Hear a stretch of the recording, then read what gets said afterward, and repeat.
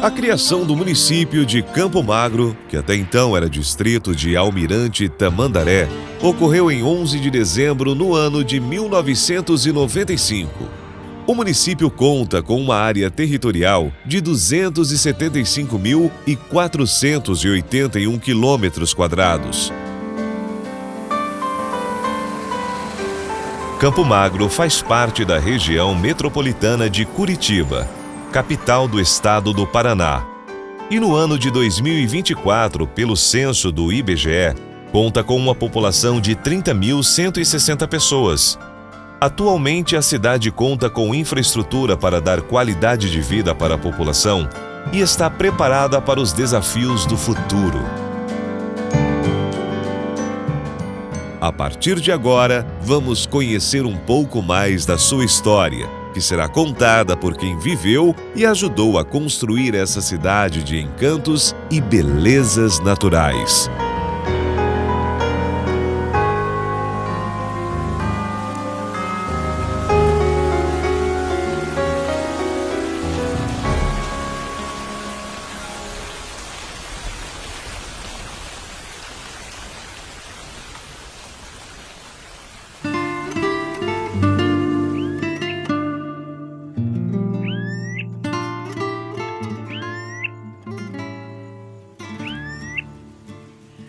Que foi um tropeiro que veio do Rio Grande, uma tropa, e passando por aqui, ele deixou a tropa aqui e foi para o Rio Grande. Mas é um negócio, uma coisa. Quando voltou, disse que tinha morrido não sei quantos cavalos. Aí ele falou, oh, mas que Campo Magro, né? É o que eu sei até hoje, é isso aí, que deram o nome de Campo Magro. De mais de século, bem mais de século. É, meu pai já contava história, meu avô contava, inclusive, o falecido meu bisavô, ele era tinha liderança aqui um tempo, sabe, na época dele. Ele não aceitava de ser Campo Magro. E eu dizia, eu vou mudar, vamos fazer aqui Campo de Santo Antônio. E fizeram, inclusive eu tinha umas escrituras de terra aqui, que eu comprei, a escrita de Campo de Santo Antônio, mas não ficou.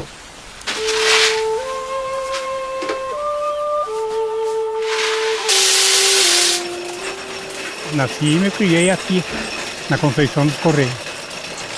Trabalhei 25 anos só fazendo fogo, queimando o cal. Primeiro eu fazia descarga, né, do cal, tirava o cal, daí eu começava o meu trabalho fazendo fogo, com lenha, né? E era 3 bocas que eu mandava. E daí tinha o trilho que o vagonete corria por cima e descarregava no forno. E em 63, eu casei e fui trabalhar ali. O nome do meu pai era Campolino Viviano dos Santos. Ele nasceu atrás de Semorro, no lugar chamado Águas Claras. O pai dele morreu quando ele tinha 5 anos de idade. Daí a mãe dele, sabe como é, no tempo antigo, né? Ela ficou muito abatida com a morte do marido, né? E foi indo quando fez 1 ano que o marido dela tinha morrido, que no caso é meu avô, né? Ela morreu também. E o nome dela, da minha avó, era Irene do Espírito Santo. O garimpeiro era o Pascoal Correia, né? Esse era o garimpeiro. E ele morava ali onde tem a casa do Paulo, do Felipe ali para cima era a casa dele. E ele garimpou até aqui na Conceição. Ali dizem a trilha do ouro, sabe por quê? O Gaspar mandou bloquear uma pedra no meio. Você vê o que é que os cativos, não adianta cativo, o escravo, né? O que é que os escravos faziam? Um ponteirinho de ferro, assim, que eles mesmos faziam. Batendo num pedaço de trilha, assim, eles iam batendo aquele ferro e deixavam apontado. Daí faziam fogo e temperavam aquele ferro. E com aquele ponteirinho, eles furaram uma pedra mais ou menos, dá uns 200 quilos, mais ou menos. E eles furaram aquela pedra e fizeram uma panela daquela pedra, e o Gaspar encheu de ouro ali. E rebocou. E daí falou pro escravo, nesse aqui ninguém vai mexer, porque aqui é a trilha do ouro. Foi o lugar que ele achou mais ouro ali. Talvez ele deixou com algum propósito de um dia que ele voltasse por aqui, ele ia tirar, né? Mas nunca mais apareceu. Essa pedra, ela está numa beirada do rio, que o barranco do rio já cobriu ela. Então tá difícil achar, né? Porque vem com o aparelho ali, ando com o aparelho por tudo, mas ali não deu certo de passar naquele lugar aí. Não acharam ainda. E falou para a esposa dele. Era Sara, a esposa dele. Ele falou, escuta Sara, vou deixar um capanga dos meus aqui para tomar conta de tudo, ó, a criação e tomar conta da fazenda aqui e para tomar conta de você também. E daí ela disse, tá bom, então fica ele encarregado de fazer tudo aqui, né? E tudo que você precisar, você peça para ele. Daí ele pegou e saiu. Na vereda ele carregou as mulas de mantimento e se mandou, né? Dali 8 anos ele voltou. Ele terminou o garimpo dele lá no Sunguizão. Viu falar no rio Sungui? Lá no Sunguizão. Esse rio aqui deságua lá no Sungui. Daí ele terminou o garimpo dele lá.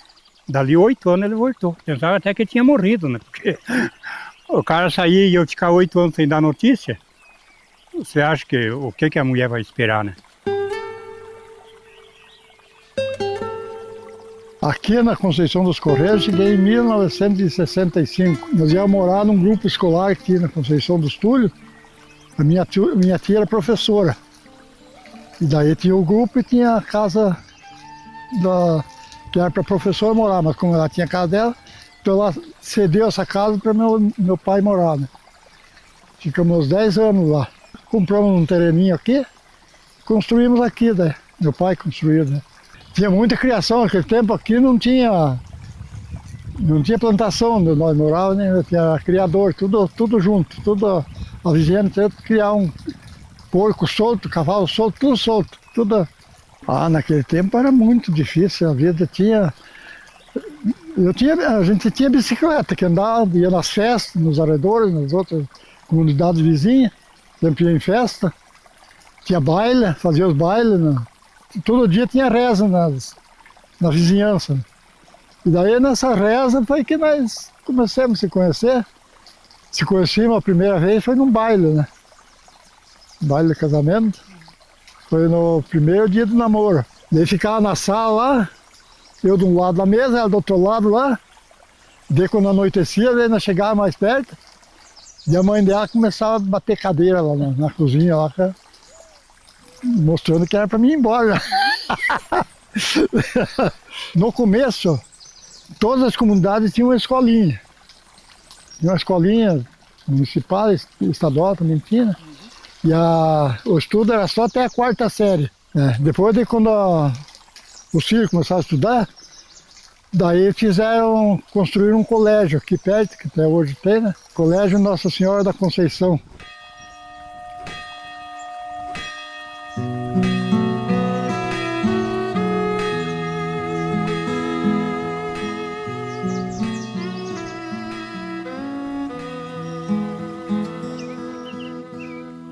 Eu cheguei em Campo Magro no dia 16 de julho de 2020, no meio da pandemia. Um tempo de grande desafio, porque as igrejas estavam fechadas e nesse período nós tínhamos as missas transmitidas pela internet com pouquíssima participação. Então, os desafios iniciais foram criar condições de atendimento nesse tempo pandêmico. Então atendíamos através no cemitério, quando havia sepultamentos, e atendimentos online, também quando solicitados, e raramente as pessoas nos procuravam nesta época devido ao fato de haver as restrições já bem conhecidas por todos nós. Nos relatos da paróquia, no século retrasado, no final de 1895, começaram os primeiros religiosos a andar em nosso território. Mas um padre que eu gostaria de destacar é o Frei Nereu. O Frei Nereu eu não o conheci, mas eu escuto muitos elogios a respeito da sua conduta. Foi o Frei Nereu que trouxe o desenvolvimento ao município, telefone, asfalto, água para o Colégio das Irmãs e outras benfeitorias. Então o Frei Nereu, que era italiano, foi um homem além do seu tempo. Então se hoje o município cresceu, é porque lá no passado, no início da paróquia, o Frei Nereu foi audacioso, foi um homem de coragem, que construiu o salão paroquial que nós conhecemos na Matriz, que evangelizou o município e que está no coração do povo de Campo Magro. A igreja aqui, que hoje é a Matriz de Campo Magro, é feita por falecido meu bisavô que fez essa igreja. Chama José Osório Machado. Ele que construiu, está lá o nome dele até agora na parede. Aqui a Capela Velha. Hoje tem a Igreja Nova, né? Mas está ali a Capela Velha que eles fizeram.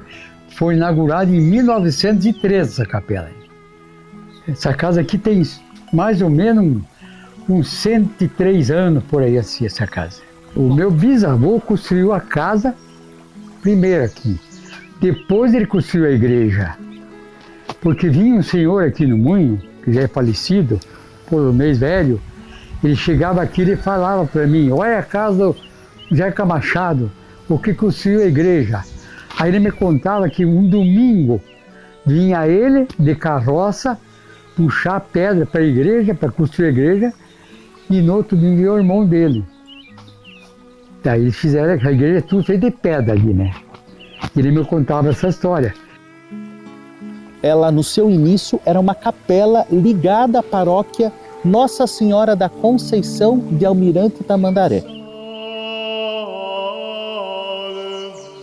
Quem cuidava da paróquia eram os freis capuchinhos, que vinham rezar missa de tempos em tempos. Mas a cidade de Campo Magro e esta região foi crescendo e o arcebispo de Curitiba, Dom Pedro Fedalto, percebeu a necessidade de se criar uma paróquia que pudesse dar o melhor atendimento ao público e ao povo de Campo Magro. E isso aconteceu no ano de 1981, dia 27 de dezembro. Assim nasceu a paróquia, que foi se constituindo como uma das figuras mais importantes em nosso município. Com relação à igreja, ela é de 1913. Ela foi uma igreja construída pela família Machado, com a ajuda do povo de Campo Magro da época. É uma igreja histórica, feita de pedra, e que destaca a grandeza da obra naquele período histórico. Imagine, há mais de 100 anos construir uma igreja como esta. Então ela é um orgulho para nós. Mas nós percebemos alguns elementos franciscanos dentro das pinturas e também a valorização do dogma da Imaculada Conceição, da Imaculada Conceição como padroeira da capela. Então olhamos Maria, que é o centro das pinturas. Inclusive o presbitério é azul, que nos remete ao céu e nos remete a Nossa Senhora. Antes de eu chegar em Campo Magro, quem era o pároco da nossa paróquia era o padre Edilson Martins. O padre Edilson Martins, junto com a comunidade, percebeu a necessidade de se construir uma igreja maior, porque a igreja pequena, embora bela e formosa, já não comportava, quando haviam grandes celebrações, o número de fiéis. Campo Magro cresceu e a igreja então precisava criar uma estrutura nova para receber bem os seus fiéis. Eis aqui a serva do Senhor, Então, foi se construído o projeto e a partir de 2016 ela foi sendo erguida. E é uma igreja que hoje comporta mais de 600 pessoas. Não está totalmente pronta, estamos em processo de construção, mas é uma igreja moderna, dedicada à Imaculada Conceição, e a forma dela nos remete a lembrar de Nossa Senhora. Por isso que ela tem uma estrutura triangular que nos lembra de Maria. Ela é como se fosse a Mãe Imaculada cuidando da cidade e da paróquia. Ela é um dos monumentos, uma das obras mais significativas na atualidade em nosso município.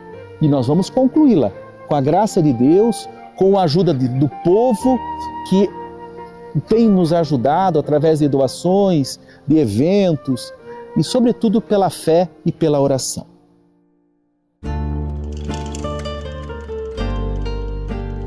Aqui tinha o comércio, era 2, 3 armazéns que tinha aqui, e tudo era carroça.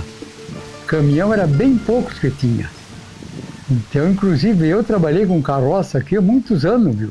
Eu fazia farinha de milho aqui e levava lá no pilarzinho de carroça. Isso é aqui de madrugada, viu? E não tinha, a estrada era muito ruim aqui, tinha que ir cortando a estrada para um lugar, para outro. A saída daqui até lá que é a rodovia hoje, que é a estrada do Cerne, era um sacrifício. Quando chovia, ficava liso tudo. E o transporte era tudo de carroça. Eu lembro de carroceiros que passavam ali, nessa estrada, que levavam mercadoria daqui para Santa Felicidade. Tudo de carroça. E as senhoras que ele tocava carroça. Mas eram as mulheres. Elas iam para a cidade, naquele tempo pegavam a roupa das pessoas mais ricas e traziam para lavar, passar e levar. Então levavam a carrocinha carregada de lenha picada, que eles vendiam, e levavam aquelas trouxas de roupa em cima da carroça. Daí levava ovos, levava verdura, essas coisas, era a vivência deles. Daí meu pai, quando nós viemos lá da cruz, meu pai tinha um armazém daí. Um armazém de seco e molhado. E parou de plantar roça, e ficamos só nós na roça, os filhos, e ele ficou cuidando do armazém, ele vendia de um boteco aí. A Trilha do Ouro é onde eu vim morar, porque em Conceição dos Túlios lá. Até hoje tem a Trilha do Ouro lá. Tinha um senhor que era parente da minha sogra. Que, inclusive aqui nós moramos aqui, Conceição dos Correias, por causa do nome dele, era parente da minha sogra, não sei se é avô, bisavô da minha sogra lá que. Então eu tinha os escravos que garimpavam ouro ali, né? Nós viemos do nada, comecemos aqui do nada. Já tudo que eu conseguia foi com honestidade e trabalho e honestidade, né?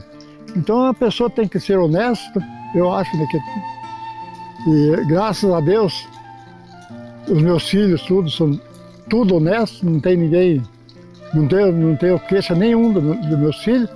Se reunimos todos os fins de semana, eles vêm me visitar, tudo. Uns foram para lá, outros para cá, mas é isso aí, né? Que tem que lutar e agradecer a Deus tudo que vem.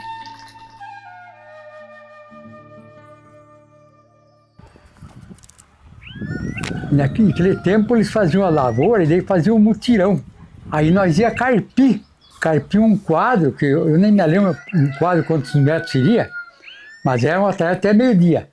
Aí carpia aquele quadro, ganhava 10 mil reais para ir no baile, ganhava a entrada do baile. E daí nós íamos nos bailes e ia namorar nos bailes, dançava. E era tudo baile, tudo com lampião. Não tinha nada de luz, nada. Aí dançava, era soalho de chão, tudo batido, assim, de chão. Não era chão batido, soalho mesmo. O pessoal entrava, dançava, fazia aquela poeira, viu? Aí lá para meia-noite, eles jogavam água no seu barril, e daí começava a dançar outra vez. E o baile amanhecia de nós ir para casa, aí com o sol quente já para casa. Véio. Aí tinha o chimango, tinha o inspetor de quarteirão, que mandava no baile, dava as ordens. Aí ele dizia, olha, agora tem 5 marcas de chimango. Agora as mulheres que vão tirar os homens para dançar. E iam dançar. E daí eu fazia o seguinte, era R$ 500 de bolacha que tinha que pagar para a prenda, ou senão uma gasosa. Daí ficava, às vezes as donas, as mães das moças, ficavam assim, aquele avental grande, ficava assim, os cabras compravam bolacha e jogavam no avental para ela, enchiam o avental de bolacha para comer. Era assim a coisa. Nós fomos caçar tatu com um companheiro meu, e ele tinha. e ele estava trazendo um cachorro na corrente. Um cachorro grande. Assim. Daí nós chegamos ali na ponte, né? Antes de chegar na ponte, eu vi aquele homem lá, com uma varinha de anzol. O cabelo rapado, assim, né? E com a varinha de anzol lá, de terno preto, né? Daí quando eu cheguei pertinho, como daqui, assim, longe dele, eu falei para ele, opa, fiz assim, ele não me olhou. É o negão, né? É esse que é o negão que eu te falo. É esse o negão do Caspar. Daí eu falei, opa, daí o companheiro que estava atrás de mim, né? Disse, opa, para quem? Digo, o rapaz ali. Ele, boa noite. O rapaz nem olhou nele, né? Da visagem. Eu falei, digo, não tá vendo que é uma visagem, seu burro? Digo, não tá vendo que é o negão do Gaspar que tá aí, rapaz? Ah, meu Deus do céu. O rapaz saiu correndo tudo. Saiu correndo, eu morava lá em cima naquela chácara. Ele saiu correndo, quando eu cheguei aqui, ele estava no meio da subida lá correndo. Soltou o cachorro, rapaz. O cachorro ia aganiçando atrás dele. Daí chegou em casa, ele morava com o pai, né? Chegou em casa e bradou o pai abrir a porta, o pai demorou a levantar, ele carcou o pé na porta e entrou e caiu pra dentro, desmaiado.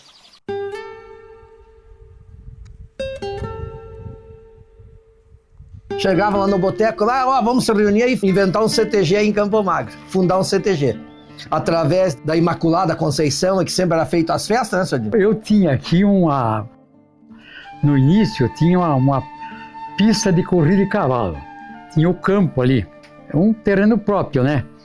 Então nós íamos ali e nós ponhávamos o gado em cima, recolhia aqui na cervaria, ponhava na caminhonete, daí nós sortávamos o gado de cima do caminhão, como se fosse saindo do brete. E daí os cabos iam laçando. Foi assim que foi o começo. E eu vou lhe contar a história do CTG. O CTG surgiu assim porque nós fazíamos aqui, faz até hoje, a procissão dos cavaleiros no dia 8 de dezembro. Que é a Imaculada Conceição, que é a padroeira daqui. Né? Aí nós se reuníamos com os cavaleiros, aqui, tal e coisa, tá. Vamos montar um CTG? Vamos. Mas nós aqui de tradição não sabemos muito bem até hoje, quase ninguém, né? Bem pouco. Mas remendamos um pouco. Aí surgimos aqui, como é que fazemos? Falamos, não me lembro quem deu opinião para nós, vocês têm que ir lá no 20 de setembro, que acho que é o primeiro CTG que teve aqui na região nossa. E lá tinha o tal de Picoloto, que ele era o coordenador do MTG. Vocês têm que ir lá conversar com ele. E nós fomos, sabe? E achamos o tal de Picoloto lá, e ele viu nós assim, ele agachou, esses cabos aí não tem cara para fazer CTG nenhum. Ele é um gaúcho bem tradicionalista, né? Escuta, tem algum gaúcho de vocês? Aí tinha um senhor com nós, mas ele mentiu para ele já na hora. Diz, eu sou gaúcho. De onde é que você é? Sou de Santa Maria. Aí depois ele falou, aquele cara não é gaúcho, não. Ele disse. Agradeço, Léo, o seu Adílio, toda a minha equipe do CTG Estância 8 de dezembro, desde o começo. A história que veio, né, assim, o seu Adílio, arrastando para nós aí, passando para vários patrões. Hoje eu me sinto feliz de ser patrão do CTG Estância 8 de dezembro, através deles, para nós dar continuidade. Daí ele pegou e chegou Ele os escravos, né? As 8 mulas carregadas. Quer dizer, 8 mulas carregadas de ouro, né? Ele era a pessoa mais rica do mundo, né? Quer dizer, 8 mulas carregadas de ouro, hoje quando não vale, né? E daí ele pegou e mandou a mulher, Sara, faça um chimarrão para nós aí. A mulher foi lá, esquentou a água, fez o chimarrão, trouxe ali para ele, e ele mandou os escravos sentar em volta dele, servindo o chimarrão. E ele estava tranquilo, tomando o chimarrão ali, tudo numa boa, né? Daí ele apareceu uma menina, ele estava brincando, né? Apareceu ali na frente dele. Mas nem olhou para ele, né? Era estranho, né? Daí ele falou para a mulher, Sara, e essa menina aí? Essa é minha filha. Ali cortou o coração dele, né? Daí ela disse, mas quantos anos ela tem? Tem 8 anos. Disse, mas onde é que você arrumou essa filha? Eu disse, é desse ali, dele aí. O capanca que você deixou para me cuidar, é ele o pai dessa menina. Daí ele disse, eu fiquei bem surpreso. Eu considerava você a mulher mais rica do mundo. Com toda a fortuna que eu trouxe, você era para ser a mulher mais rica do mundo. Mas você vai de cá com o que tem aqui. Mandou os caras, carreguem as mulas lá. Mandou pegar todas as mulas lá e botar, enciar, botar no ar. E disse, vamos sumir no mundo. A partir desse momento ele sumiu e foi embora para o Uruguai. Ninguém mais soube dele aqui. Aqui ele era dono de tudo a Conceição aqui. Essa região aqui era tudo dele. Por isso que deram o nome de Conceição dos Correios. Por causa do Gaspar Correia.